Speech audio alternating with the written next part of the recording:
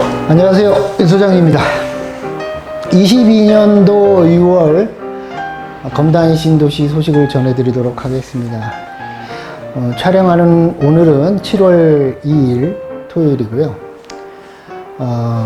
제가 지금 작년 말서부터 그 경기 수도권 남부국제공항 또 수원에 있는 공군 비행기지 이전, 이쪽에 지금 화성시의 서해안 쪽에 그 화홍지구라는 이쪽 지역으로 그 이전을 하는 그 현지에 와가지고 지금 건축을 하고 1층에 근생 자리에다가 이제 사무실을 냈는데, 오늘 이제 이번 주에는 세팅이 다 끝났습니다. 그래서 다음이나 다다음 주에는 이제 등록을 하고 공인중개사 등록을 하고 이제 이쪽에서 영업을 할 예정이고, 검단 신도시 사무실은 제가 부득이하게 이제 명의가 이쪽으로 오고 일은 그쪽하고 이쪽을 그 일주일이면은 반반씩 나눠서 와서 진행을 할 건데, 우리 뭐 원당동에 있는 검단 신도시 사무실은 저희 동생 명의로 이렇게 해서, 뭐 작년에 저희가 아산 사무실 할 때는 제가 검단 사무실 명의가 있었으니까 동생 사무실 명의라고 저희가 이렇게 이제 각각 2개의 사무실을 계속 운영하고 있는데, 올해는 저기 경기도 화성시에 화홍지구라고 이제 간척지 옆에 국제공항, 남부국제공항 또 수원에 있는 공군 비행장 이전 예정지에 와가지고 이렇게 부득이하게 이제 촬영도 하고 저희 사무실 좀 영상도 내보내고 이렇게 하게 됐습니다. 오늘은 22년 6월 소식을 전해드리는 날입니다. 윤석열 정부의 부동산 정책, 어저께 그 6월 21일 날 윤석열 정부 첫 부동산 대책이 나왔습니다. 저희가 기대했던 거, 뭐 또 한간에 나왔던 그 인수위원들, 인수위 시절에 나왔던 뭐를 한다, 또 대선 전에 뭐를 할 거다. 그게 좀 파격적이었는데 결국에는 그렇게 기대에 미치지 못하게 미온적으로 대책들이 나왔던 것 같아요. 근데 지금 첫 소식으로는 이제 일시적 이주택에 대해서 조정지역에 대해서 일시적 이주택은 1년이었는데 그 공급 문제 그런 거를 고려해서 2년으로 완화를 한다. 또 임대차 시장에서 그 조정제 일시적으로 이제 1주택자들 1세대 1주택자들은 거주 요건이 들어가는데 상생 임대인이라 그래갖고 5% 내외 그 전세금 뭐 상환, 전월세금 상환 상향을 이제 갱신이 됐을 때, 2년 지나서 갱신이 됐을 때 하게 되면 5% 이내로 하게 되면 이제 거주 요건을 없애준다. 뭐 우리가 저 주담대 받을 때 그 6개월 거주 요건이 있는데 이거는 폐지를 하고요. 기존 주택은 6개월에서 또 이제 6개월이 폐지한 대신 2년으로 완화를 해주고, 그렇습니다. 다음은 대출 이자에 관해서 말씀을 드릴게요. 제가 올해 초서부터 은행들이 이제 금리 오를 거에 대비를 해서 금리를 선제 반영을 해서 작년 제 후반 입주할 때가 6월이죠. 제가 좀 빨리 입주했는데 6월 중순에 후반을 입주를 해서 지금 만 1년이 지난 상태죠. 그때 당시에 우리 호반의 중도금 대출 금리는 2.3%였습니다. 그때 기준금리가 0.5%였죠. 그리고 입주할 때 주담대 받으신 분들이 3%대 중반에서 받았단 말이죠. 근데 지금 호반 2 입주하고 위에 북파 입주하고 파라곤 그 보타닉 입주하고 이렇게 주담대를 받으신 분들의 금리를 보면 이제 5%대. 근데 지금 현 기준금리는 1.75%일 거예요. 우리가 기준금리가 1.75%, 미국도 1.75%입니다. 근데 지금 대출금리는 확 벌어져가지고 5%대 초반 정도 받을 거예요. 제가 올 1월서부터 은행이 사채업을 하고 있다, 주택담보대출 땅 짓고 헤엄치고 있다, 경기가 어렵고 이럴 때 우리나라 선진국이라고 하지만 일본에서 뒤진 게 은행업이죠. 일본의 미쓰비시나 미쓰이나 이런 은행들은 전 세계를 상대로 그 IB, 투자은행이 되어가고 있었을 때 우리 은행은 땅 짓고 헤엄치고 주담대에서 이자나 많이 받아가지고 그렇게 직원들 그 월급 주고 그런 스타일로 이렇게 영업을 했습니다. 결국에는 경쟁력이 없다는 얘기죠. 어떤 이유에서인지 모르지만 그런 상황이 돼 있는데, 트럼프가 그때 집권할 때도 미국에서는 금리가 인상될 거다 했는데 오히려 반대로 금리가 인하가 됐단 말이죠. 근데 우리나라는 이미 그때서, 제가 그때 은계주구에 있었을 때일 거예요. 한 5년 전에. 그때 당시에 우리나라는 금리가, 우리나라 은행들은 금리를 올려버렸죠. 주담대 금리를. 그러고 나서 나중에 이제 천천히 내렸죠. 정부에서. 이 정부, 우리나라 정치는 돈으로 돌아가는 정치잖아요. 우리 국민들은 순진하게 뭐 내가 투표한 이 사람들이 정치를 잘하고 못하고 뭐 진보 쪽에서 보수 쪽에서 정치, 그게 아닙니다. 나라를 움직이는 거는 돈이 움직이는 거예요. 뒤에 있는 은행 자본이 기재부를 움직이고, 뭐 현대자동차는 뭐 이 대한항공이 국토부에 있는 공항 관련 사업을 하는 팀을 움직이고, 자동차 관련 사업하는 팀을 움직이고, 이게 우리나라의 현실이죠. 제조업이 아무리 발달해봐야 경기가 침체로 가면 타격을 심하게 받을 수 없죠. 우리나라는 수출해서 먹고 사는 나라인데, 은행의 경쟁력이 없어지면 아무리 그 제조업이 발달해도 선진국으로 갈 수가 없죠. 우리나라와 일본이 뭐 제조업 따라잡아서 뭐 한다고 하지만 일본 사람들 입장에서는 코드숨 치고 있을 거예요. 은행업이 일본은 벌써 선진국에 진입되어 있는 상태고, 그러다 보니까 이런 외부적인 임팩트, 충격에 우리나라는 지금 코스피가 한 2300까지 떨어졌을 거예요. 400 가던 게 1년 전에 거의 어마어마하게 1000포인트 가까이 떨어졌죠. 예. 그 장기적으로 전 세계 경제가 불황으로 갈 거다는 신호입니다, 이게. 근데 일본은 안전자산이잖아요. 대한민국 원하는 기피자산이죠. 위험자산. 예, 외국에서 볼 때는. 은행업이 잘 되고 안 되고의 차이인데 우리 은행들은 아직까지도 땅 짓고 헤엄치고 있다. 경쟁력이 없다. 이렇게 말씀을 드리고 싶습니다. 근데 요즘에 정치권에서 최근에 뭐 이렇게 당선인 또 한마디 했더라고요. 한마디만 했지 그 다음 뭐 밑에서 뭐 그거에 대해서 기재부에서 움직이거나 이런 움직임은 없는 것 같아요. 당분간에 은행들의 그 이자 폭리는 계속될 것 같습니다. 장기적으로는 금리가 그럼 주담대가 오를 거냐? 저는 그렇게 안 봐요. 그 정치적인 입김에 의해서 멈추거나 이제 낮아지겠죠. 너무 많이 올렸기 때문에. 사채하다가 이제 한 저축은행 정도의 은행 금리로 떨어질 것 같다. 이렇게 예상을 해봅니다.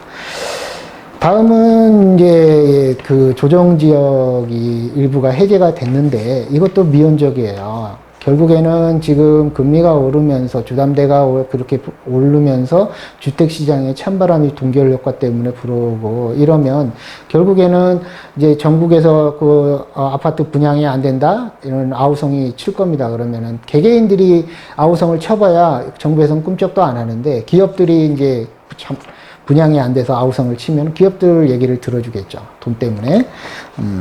그러면은 결국에는 투기과열지구나 조정지구 전부 다 해제된다. 근데 타이밍이 있어야 되는데 정부는 항상 타이밍을 못 맞추잖아요. 그래서 한 2타이밍 정도가 늦어질 거다. 그거는 이 기존 주택자들이라든지 감내해야 될 고통입니다. 그렇게 생각을 하고 있습니다. 결국엔 다 해제될 거다.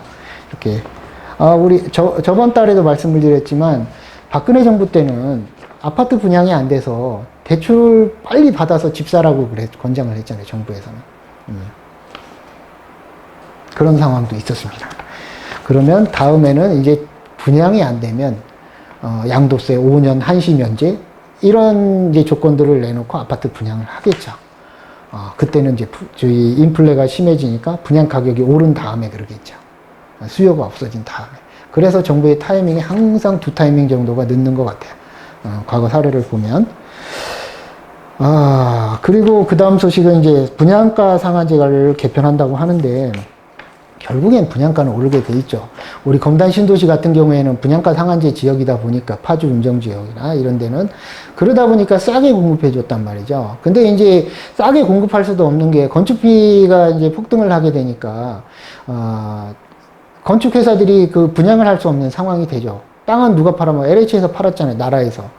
근데 그 땅을 산 건축 회사들이 분양을 할 때 분양가를 좀, 그 분양가 폭등 때문에, 건축비 폭등 때문에 좀 올려야 되는데, 정부에서 누른다 그래갖고, 그러면은 사업을 안 하죠. 앞으로 공급이 더 없어지죠. 지금 상황에서는 건설 회사가 아무 사업도 안 하는 게 돈 벌는 일일 수도 있어요. 타이밍일 수도 있고. 앞으로 공급이 없다는 얘기입니다. 더군다나 공공분양에 대한 공급은 앞으로 없습니다. 3기 신도시 나오기 전에는. 3기 신도시 10년, 15년 뒤의 일입니다. 그렇게 될 것 같고. 그 다음 소식은 이제 그 GTX-D 문제가 좀 시끄러운데요. 이미 그 검단 신도시는 GTX-D라고 하기도 뭐하고, 한강 신도시에서 검단 신도시를 거쳐서 종합운동장, 대장지군지 뭔지 이거 대장지군지 계양 테크노밸리가 될지는 모르지만, 그쪽으로 해서 부천 종합운동장까지 가는 이상한 노선이 지금 김부선이죠. 됐는데, 제가 보기에는 정권이 바뀌었기 때문에 이거 백지화하고 노선을 새로 짜지 않을까 이렇게 생각을 합니다. 이미 서울시장이 바뀌어서. 서울의 인구가 가장 많은 구가 어디냐면 25개 구 중에서 송파구예요. 제가 알기로 한 60만이 넘는 걸로 알고 있고, 그 다음에 2등으로 많은 게 강서구란 말입니다. 이 마곡지구 김포공항에 있는 강서구인데 한 56만 정도 되는 걸로 제가 알고 있어요. 인천의 서구도 인구가 한 56만 돼요. 이게 청라, 루원시티, 검단 신도시 이렇게 더 늘어날 거죠. 그래서 인천 서구는 아라뱃길을 기준으로 청라에 있는데 인천 서구가 될 거고, 이쪽은 이제 검단구가 되지 않을까. 그 2단계의 검단구청이 예정되어 있잖아요. 그래서 GTX는 노선을 백지화하고 노선을 새로 좀 하지 않을까 이런 예상을 해봅니다. 이제 원래 예상했던, 제가 3년 전서부터 말씀을 드렸던 예를 들자면 한강 신도시, 검단 신도시, 김포공항, 이런 여의도라든지 영등포라든지를 거쳐서 강남으로 해서 하남까지 가는 노선이 되지 않을까 싶습니다. 그 다음에 금리는 아까 제가 금리 주담대 얘기하면서 말씀을 드렸고, 이제 많이 안 좋죠. 환율도 지금 작년까지 주식이나 이런 가상화폐 너무 좋았죠. 이 비트코인이 너무 좋아서 그쪽에 이제 지금 1년이 지난 후에는 결과적으로는 손해를 보시는 개인 투자자분들이 많죠. 남들 따라서 이렇게 따라갔다가 손해를 보시는 분, 투자를 펌으로 하시면 안 됩니다. 이 투자는 이 패턴이 있어서, 사이클이라는 게 있어서 그거를 잘 알고 하셔야 되는데, 제 작년 주식이 한참 좋을 때, 재작년 코로나로 한참 슬럼프가 왔고 복귀를 하고, 작년 말서부터 주식이 좋을 때, 제가 주식이 좋을 때는 뉴턴이 옛날에 주식했던 그 얘기도 했었고, 그 당시에는 금이나 달러나 주식보다는 그쪽에 투자를 해야 된다고 말씀을 드렸고, 주식이 올해는 이제 반대로 주식을 해야 되는데 주식을 못 하죠. 네. 공포에 투자를 해서, 공포에서 사서 환희에서 팔아라, 이런 투자에 대한 명언이 있는데, 아파트도 지금 검단 신도시는 사야죠. 왜? 다른 데 사면 안 되죠. 왜? 이미 올라 있는 상태니까. 다만 검단 신도시는 분양가 상한제 지역이기 때문에 싸잖아요. 그래서 피를 주고 사도 괜찮다, 이런 말씀을 제가 드렸잖아요. 그 다음에는 어쨌건 환율이 이렇게 변동이 많이 됐어요. 환율이 지금 환율이 달러 강세로 인해서, 안전자산의 쏠림으로 인해서 1,300원까지 지금 하락을 했단 말이죠, 원화가. 근데 3개월 전에는 얼마였냐면 2,119원이었어요. 1년 전에는 1144원이었고, 3개월 전에는 2119원이 아니고 1219원이었어요. 3개월 전하고, 1년 전하고, 1000원씩 차이가 나는 거죠. 원화가, 가치가 하락한 거예요. 2000원 정도가. 1년 전까지 1144원 정도 계속 우리가 유지하고 있다가, 올해 들어서 원화 가치가 폭락을 했다. 폭락이죠. 저희가 아까도 얘기했지만 그 원화는 위험자산이죠. 해외에서 보기에는. 그래서 조금이 지나서 고비가 지나면 반등을 할 것 같은 예상도 있는데 투자에 대한 부분을 말씀드릴 때 지금은 주식에 투자할 때다. 투자 못하죠. 도그마가 생겼잖아요. 작년에 다 주식한다 그럴 때 다 했단 말이에요. 따라서. 옛날에 그 얘기도 제가 했죠. 존 F 케네디가 그 뉴욕의 맨하탄에서 구두를 닦다가 구두 닦는 흑인이 주식에 대해서 막 할 때 존 F 케네디가 그 얘기를 듣고 주식을 다 팔았죠. 그 다음에 뭐가 왔어요? 이 팔은 이유가 있어요. 이 구두 닦는 흑인이 주식에 대해서 알 정도면은 주식의 버블이 너무 심하다. 그래서 주식을 다 처분했죠. 그러고 나서 뭐 왔습니까? 공황이 왔죠. 경제공황이. 미국에. 그래서 그것 때문에 존 F 그 가문이 살아나서 나중에 대통령도 했잖아요. 어쨌건 투자가 이렇습니다. 정답은 없지만 그런 과거의 사례들을, 경험들을 이렇게 되돌려 보면 지금 제가 검단 신도시를 사라고 하는 이유는 검단 신도시의 아파트 가격이 제일 저평가돼 있죠. 앞으로 GTX가 이어지고 24년도에 전철 1호선이 개통이 되고 또 테리간 원단간 익스프레스 도로도 확장이 되고 또 경명로간 또 공항 익스프레스에 연결이 되고 이러면 계속 집가가 상승하고 입주가 계속 시작되지 않습니까? 예, 그러면 가격이 올라간다. 가치도 올라가고 합니다. 그래서 검단 신도시를 마지막으로 올 1년 안에는 꼭 매수를 하셔라 이런 말씀을 드린 거고. 그렇습니다. 그 윤석열 정부의 부동산 정책을 저는 말씀을 드렸고, 작년, 재작년에 그 유행했던 주식이나 가상화폐에서 지금 거의 반토막 이상 나셨다고 루나나 테라 같은 경우는 블랙아웃이 돼버렸죠. 아예 없어져 버렸잖아요.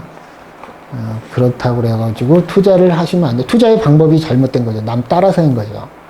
결국에는 또 옛날에 1997년도에 우리가 IMF 사태가 왔단 말이에요. 2008년도에는 리먼 브로더스 사태, 서프라임 모기지 사태가 있었죠. 이럴 때마다 공포는 왔지만 그 다음에 또 빠른 회복세를 보였다. 왜 그러냐면은 정부에서는 이제 부양책을 할 겁니다. 성장을 위해서. 그렇다고 하면 SOC에다 투자를 하겠죠. GTX 빨라질 겁니다. GTX라는 게. 왜? 정부가 투자할 수 있는 데가 그쪽에 돈을 풀 수 있는 데는 그 방법으로 푸니까 지금 요즘에는 또 AI라든지 도심항공, 비행기 날아다니는 자율주행 이런 쪽에 대한 투자를 굉장히 많이 할 거죠. 우리 IMF 끝나고 나서 그때 당시에는 닷컴 버블이 왔었죠. 그래서 우리나라도 굉장한 그 벤처 기업을 육성을 했었죠. 국가에서. 그런 과거의 사례들을 보면, 앞으로의 우리나라 대한민국 경제도 지금은 너무 어렵지만, 어렵기 때문에 좋아질 거다. 이런 생각을 많이 해봅니다. 제가 여기 지금 경기도 화성시 그 화홍지구 그 간척지 옆에 이제 제가 건물을 짓고 이 건물을 짓고 1층에다 이제 그 사무실을 차리고 이쪽에서 영업을 하는데 또 여기 좀 오늘 3시 정도가 지나면 또 이제 올라가야 됩니다. 교통이 너무 불편해서 올라가야 되는데 이제 일주일이면 한 4일 정도는 여기 화홍지구에 와서 이쪽에 토지 투자. 저희는 판단하기에 작년 한 하반기 정도에는 이미 제가 전국을 돌아다니면서 분양권에 대한 투자를 많이 했잖아요. 분양권은 이제 투자를 접고, 그때서부터 저희 작년서부터는 이제 토지 쪽으로 이렇게 많이 이제 비중을 옮겼죠. 그게 자연스럽게 이렇게 됐고, 토지 투자도 이쪽으로 지금 많이 하고 있습니다. 또 이렇게 한번 손님들 이렇게 오시면은 제가 이쪽을 일부러 식사도 맛있게 대접해드리고 이쪽 주변에 투어를 많이 시켜드려요. 그러면은 이게 이 임장을 하셔서 이렇게 보시는 거하고 전혀 다릅니다. 마지막에 또 말씀을 드리겠지만 이렇게 지금 하고 있다. 그 말씀을 드리고 싶습니다. 다음 소식은 검단신도시 소식을 전해드리도록 하겠습니다. 22년도 6월에는 검단신도시에서는 뭐 특별히 아파트 분양은 없었습니다. 그동안 2단계 사전 청약, 또 2단계 분양, 또 1단계 중에서 후반 3가 사전 청약도 들어갔고, RC3, RC4, 주상복합 RC4가 분양을 했죠. 그 다음에 지금 들려오는 소문에는 RC1에 특별계획구역에 있는 RC1이 롯데캐슬로 분양 예정에 있다는 말은 있는데 아직까지 정식으로 이제 그 분양 공고가 난 건 아니고요. 그렇습니다. 그리고 저번 달에도 말씀을 드렸지만 저희가 그 왕릉뷰 때문에 입주를 못하는 그런 아파트들, 금성 예미지 준공 허가가 났죠, 서구청에서. 그래서 뭐 입주가 시작됐고 그 해당되는 아파트 입주민께서는 조금 되도록이면 빨리 입주를 하시는 게 낫지 않을까 이렇게 생각을 합니다. 그리고 이제 뭐 근생이 그 상업부지가 그 호반 밑에라든지 이런 주차장 부지라든지 분양이 있었고 우리 저 중심 상가의 중심 상업지구에 있는 프라자 상가들은 계속 이제 분양을 하고 있죠. 그 부분에 대해서도 소식을 전해드리겠습니다. 우선은 뭐 특별히 검단신도시 22년 6월에는 분양 소식이 없기 때문에 그동안에 지금 이제 전세가는 지금 보통 한 3억에서 3억 5천 정도의 형성이 되고 있는데 84 기준으로 이게 지금 타이밍에 따라서 금액이 한 5천만 원 정도 차이가 나기 때문에 입주 기간 동안에 잘 타이밍을 잡아서 되도록이면은 좋은 전세가를 받으실 수 있는 게 이제 물량 앞에는 장사가 없죠. 올해는 저저번 달에도 제가 개발 계획도를 가지고 입주의 물량에 대해서 다 설명을 해드렸는데 워낙 입주 물량이 많기 때문에 좀 좋은 가격, 전세 가격을 받기는 조금 힘든 상황이다. 대외적으로도 지금 금리가 높아지고 인플레가 심하고 건설 자재비가 폭등하고 이런 상황이어서 굉장히 어려운 상황이고 우리가 지금 한 5, 6년 동안 아파트 분양 시장이 너무 좋았고 그 저금리로 인한 그 아파트 매매 가격도 많이 올라가고 폭등하고 이런 경험을 했는데 이제는 봄은 지나가고 가을까지 봄에서 가을이 지나가고 이제 겨울에 한 중심에 서 있는 그런 느낌, 뭐 이렇게 뭐 치수나 경제적인 상황이나 이런 걸로 설명하기는 어렵지만 제가 경험에 의하면 겨울에 한복판에 서 있는 느낌. 근데 그나마 제가 2년 전서부터 말씀드릴 때 그런 말씀을 많이 드렸어요. 신도시 신규 아파트를 공략해라. 분양가 상한제 지역이기 때문에 절반 정도 이해 가격에 공급을 해준다. 그래서 피를 주고라도 신도시 아파트를 진입을 하면 이런 겨울 상황이 왔을 때 주춤하지만 이제 언젠가는 금리가 지금 뭐 올라가고는 있지만 또 다시 내려가야 되는 상황이 될 거란 말이죠. 결국엔 오른다. 신규 아파트는 구도심이나 재개발 재건축보다는 신도시 신규 아파트는 수도권에서는 서울을 제외하고는 가장 많이 오른다. 왜? 싸게 공급해 주니까 대규모 그 개발이고 해서 많이 오른다. 그런 말씀을 제가 2년 전서부터 드렸어요. 그런 상황이 지금 온 것 같아요. 버팅겨라. 그래서 2주택 가져가신 분들, 3주택 계신 분들도 상황이 안 좋고 이런다 그래가지고 매매를 하시는 분도 있지만 대부분이 이제 여기 그 신고가가 낮잖아요. 다 대부분 다 다운 거래를 하기 때문에 신고가가 낮으니까 증여 쪽으로 많이 하시죠. 증여 쪽으로 많이, 신고가가 많이 낮으면은 그 증여 쪽으로 하게 되고, 또 이제 여기가 특이한 게 신도시 마지막으로 입주 전에 분양권 거래가 되는 거죠. 거래를 할 수 있는 아파트들이 있는데 신고가가 워낙 낮기 때문에 기존에 등기를 해야 되는 분양권 상태에서 매매를 할 수 없는 등기해야 되는 아파트들도 신고가가 낮기 때문에 바로 그냥 다운 거래로 해서 복등기로 해서 거래할 수 있는 환경이 조성이 됐다. 어쨌건 지금 현실이 그렇다, 이 얘기를 말씀을 드리고 싶어요. 우리나라는 수출을 해서 먹고 사는 나라입니다. 그래서 외부의 충격에 약하죠. 그래서 충격에 의해서 공포가 지배하는 이런 상황이 됐을 때도 더 많이 충격을 받는 것처럼 보입니다. 다만 또 좋아지는 느낌, 이제 바닥을 치고 올라갈 때는 더 빨리 올라가죠, 우리나라 상황이. 그래서 우리나라는 성장 그 일변도의 드라이브를 그 정부에서 하기 때문에 문재인 정부 때도 청와대에서 대출 규제를 하고 부동산 규제를 했지만 결국 중간에 일본에서 반도체 장비에 대한 수출을 했을 때 그 당시에 갑자기 발등에 불이 떨어지다 보니까 성장 일변도로 변했죠. 그래서 많은 지원을 해주고, 그 덕에 국내 반도체 소재라든지 장비 업체들이 하이닉스나 삼전이나 거래를 할 수 있는 환경이 조성됐죠. 그때 청와대에서 부동산 규제를 하던 주도권이 기재부로 넘어가죠. 그래서 그때 기재부에서 또 돈을 풀고 이런 정책을 펴다 보니까 결국에는 이것도 아니고 저것도 아니고 규제만 남아있는 그런 상황이 돼버린 겁니다. 지금은 또 규제 일변도로 제가 이 현 정부에서 보면은 조금 이따 끝에도 말씀드리겠지만 규제가 풀릴 것처럼 했는데 입으로는 풀릴 것처럼 다 될 것처럼 했지만 실질적으로 대통령 취임하고 나서 이후에 나온 규제책에 일부에서도 제가 말씀을 드렸지만 이런 식으로 점진적인 점차 푸는 이런 걸로 돼 있지 확 규제를 풀 이런 상황은 아직까지는 그럴 기미가 보이진 않는 것 같아요. 근데 지금 현 정부는 제가 봤을 때는 너무나 현 상황을 오판하고 있는 것 같아요, 지금. 그래서 너무 우려스럽기도 합니다. 이건 정치적인 얘기보다는 경제적인 얘기에 가깝고 하여튼 그렇습니다.